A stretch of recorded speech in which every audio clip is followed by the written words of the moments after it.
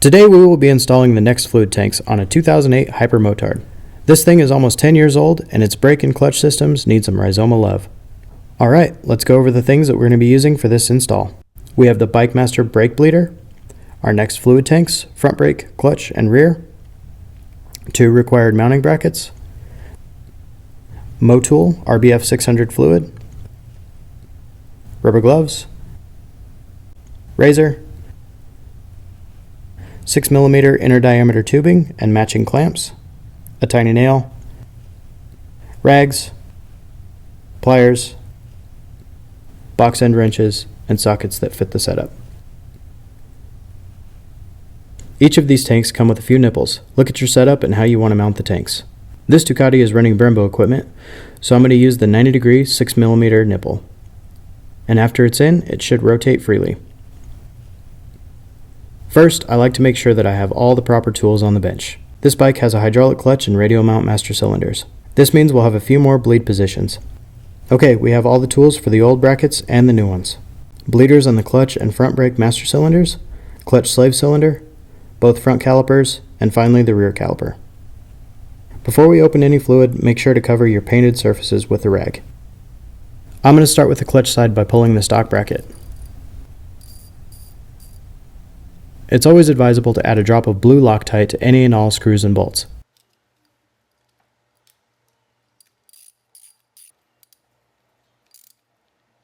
Make your preliminary tube measurements, and again after you have the new tanks mounted.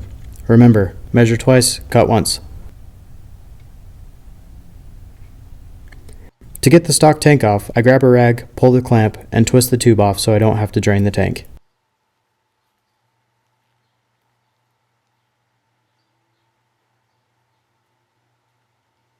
After that, pull the bottom clamp. Get a rag under there to catch any of the old fluid, and carefully twist the tube off. Lastly, wipe up any fluid that may have spilled.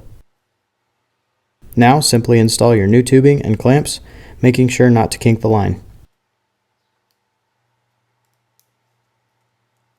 Pull the cap and get the appropriate fluid for your setup.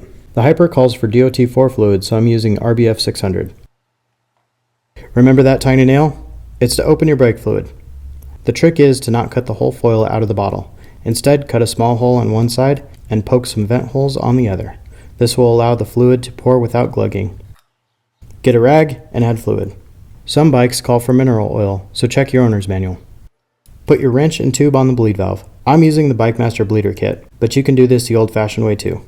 Start at the slave cylinder and move to the master. There are plenty of brake and clutch bleeding videos on the internet. In fact, the folks over at Motorcyclist Magazine have a great tutorial called How to Bleed Your Motorcycle Brakes. It's in the MC Garage on YouTube. Always make sure you tighten the bleed valve before you let the lever go. Bleed from bottom to top, and don't let your tank go dry and suck air. Now that we got all the old fluid and air out of the system, make sure to wipe down the area to get any stray fluid. Then put your dust cap back on, and make sure you don't overfill your tank as this could cause leaks. The front brake is almost exactly the same as the clutch. While I zip through this, there are a couple of tips to ensure clean, leak-free tank setup. When you're bleeding the system, place the cap back on the tank. This will ensure that fluid doesn't squirt back up through the system. Don't turn your fluid caps upside down on the workbench. Put them right side up on a clean rag or towel. This way fluid doesn't seep around the diaphragm and into the lid, causing a leak later. Be careful to not get fluid in the bolt holes on either side of the tanks. You can squeeze air out of the line manually. Bleed your front caliper or calipers, then the master cylinder. The rear is much of the same. The Hyper has a captive nut that I can mount to, so with a bit of Loctite I can bolt the new tank right up.